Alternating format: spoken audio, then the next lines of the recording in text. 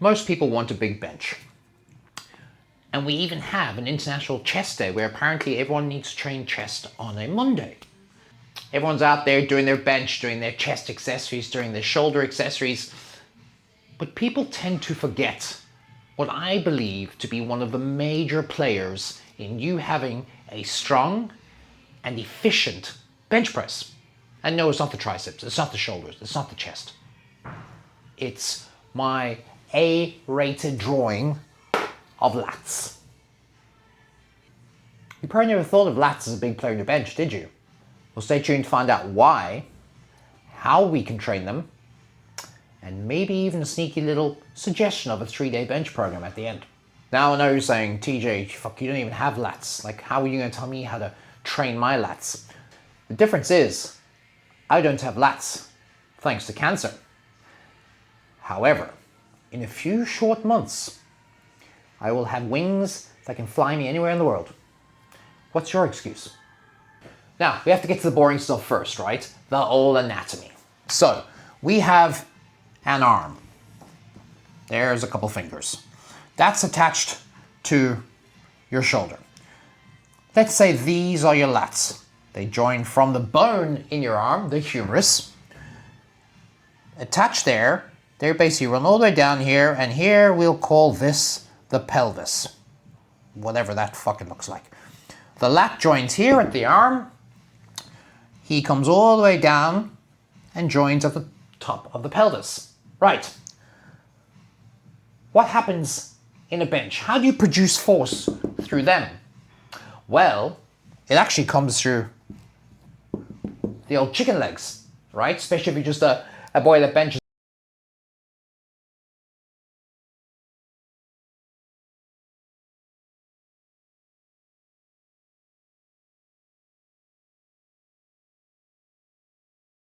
Right, so in the bench, to produce the force through here, we have to start with the force from here, and it travels all the way up here and to here.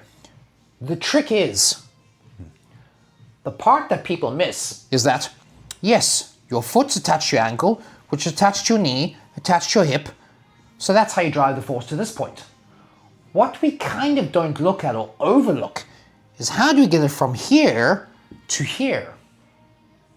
Aha! The connecting factor is your wings, the latissimus dorsi. But the thing is, the lats don't just help you transfer force from here to here. Oh no. They play a big role in how this bad boy moves from the top of your bench to the bottom and back again. I mean, it does attach to here. So just take a quick second there to look at what the lats actually do in general. What is their role? Where's their action? How the fuck do they do any of this? Like, as you can see, the lats extend the arm. Hence why we do a lat pull down or a horizontal row, because that's what the lats do. They pull the humerus into extension back towards behind the body. You know the cue, pull the bar apart, or row the bar to your chest in the bench, or to put your shoulder blades in your back pockets. This is cues to make you switch on or contract your lats. Now, here we see adduction, adduction, where you bring your humerus closer to your body. And which is more efficient in a bench? Is it when your arm is out here to press, or when your arm is more tucked to press? Tucked. My voice, sorry. I have a paralyzed vocal cord, which you might hear my voice change. But anyway, back to woe is me. But no more woe is me, let's keep going. So, which do you think, when you're pressing off your chest, is a more efficient pathway for the arm? When it's tucked like that, or when the elbows are out like that? Think about that for a second.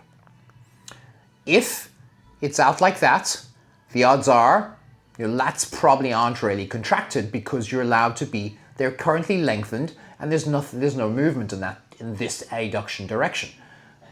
But if you were down here and holding that position, what would hold your arm in that position? Bingo, the lat. And to save you wondering, yes, it's way more efficient to your arm to be tucked a little bit to press off the chest than for it to be out alongside your shoulder. Now, as you can see here, we have internal rotation of the arm, which looks a few different ways. It's that, it's this, okay? So when you're benched like this, your arm is slightly abducted, okay? So away, abduction, away from the body's midline, okay? But which way is your hand? Your shoulder is internally rotated a bit, okay? It's not externally rotated like that, it's internally rotated. Firstly, because it's forward, right? So you can't just, so that's obvious, like. Not only is your lat holding you in a nice position that's kind of midway between full abduction or adduction, but it's also keeping your shoulder internally rotated to help with the driving force. Because if you do this, you're not going to push that bar in this direction. It's going to go fucking straight back up your head, bang, gone, right? Shoulder dislocated, everything's fucked, game over. Dave Richardson snapped arm, right? Then we move on to one aspect which doesn't really play a role in your arm per se, but everyone wants an arch, right? So here you can see, what does it do? It does trunk extension. How do you get an arch? You extend. Right, so now we have a muscle that plays a role in helping you transfer force from your hips to your humerus, your arm. It helps keep your shoulder internally rotated in a stable, I fucking hate that phrase, but in a fixed position of internal rotation. It helps keep your humerus somewhat between abduction and adduction, and it keeps a solid base across your upper back. But here we are trying to get big triceps for lockout when you can't even get off the fucking chest. We're looking for pec, which actually doesn't have as many roles. Shoulders, which ironically, if you used more lat or had stronger lats, you probably wouldn't require as much use of the shoulders. So I'm not saying your shoulder pain is caused by having weak lats, but what I'm saying is make sure that all aspects of your bench are treated, all muscles involved in your bench are treated, so you're not creating a deficit between some of them, which makes your lift more inefficient. Hence why we shouldn't be calling them accessories. We should be calling them complementary exercises, because they're meant to complement the SBD. Your accessories for squat, bench, or deadlift should be complementary, because squat, bench, and deadlift are skills, right? You get better at a skill by practicing it. You don't necessarily get stronger at a skill without the addition of complementary exercises. No one can argue the point without pulling out a fucking citation out of my arsehole. You don't need citation or research to say that. If I have stronger lats, stronger triceps, stronger shoulders, and a stronger chest, my bench won't increase or progress. There's no one that can say that, I'm sorry, and if you do, you're full of shit.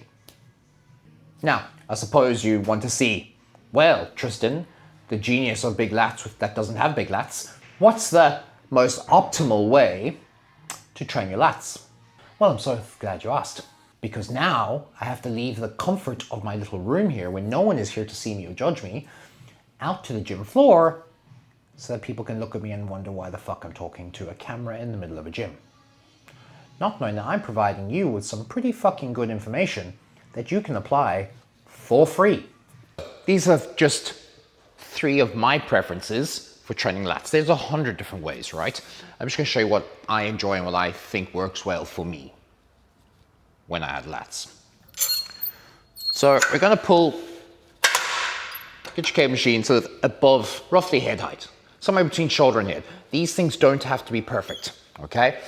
And I like to cross the body a little bit just because the lats do wrap around the side a bit, okay? So cross the body a little bit, we pull the elbow to our side, and we lean a little bit to that side, right? So lateral flexion. And in my brain, what's happening is, with the arm in this position, fully lengthened, okay? And a slight lean to the opposite side has a fully lengthened, fully stretched lat. Now we're going to do the opposite. We're going to shorten it as much as we can, because isn't that the purpose of hypertrophy? Is running through a full range of motion under tension. So, elbow to the side and a slight lean. You may even feel like you're getting a bit of a cramp over here. That's what some people do. You almost feel like a bit of a skin fold and then a bit of a cramp. So,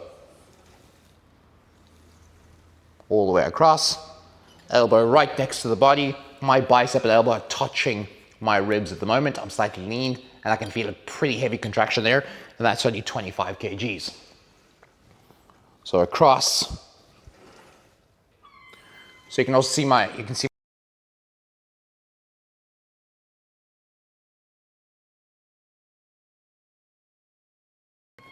Then I like to use one of these, I think they're called mag grips. So your palms are facing each other. And again, I let my shoulders round forward on a row, straight to the stomach, all the way forward, all the way back. I don't think about my scapula. All I think about is my elbow going from in front of my body to behind my body. Keep it simple. Don't cue all these weird joints, angles, just pull. Like the vertical row, I also like to use this mag grip. Again, this is my preference for the hands, the palms facing in and having your arms slightly rotated. Okay, so palms facing each other. Again, this is where I just prefer it, what I feel best works for me. You can try this, you can go overhand, underhand, whichever way you want to. Whatever you feel works better and whatever you get the most enjoyment out of. So again, I'm keeping the arms close to the body.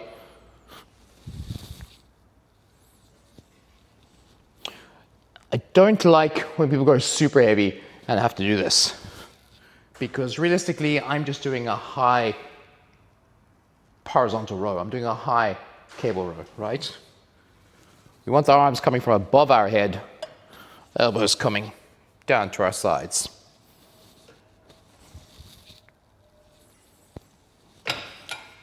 So that's 3 of my personal preference.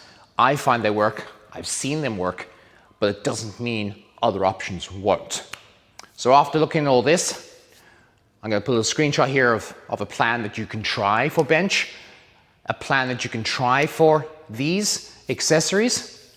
If you don't follow me on Instagram, please do. It's at TJ Painfree. Here's the little picture thing. I give much more short bits of info. Obviously, this is for longer content with a bit more in-depth explanation for you. If you want to subscribe to my email list, just drop me a DM on Instagram and I'll send you a link to sign up for that. And don't forget to subscribe, because obviously it's the best way I can help you and others with all this free information that may just change a few things in your training.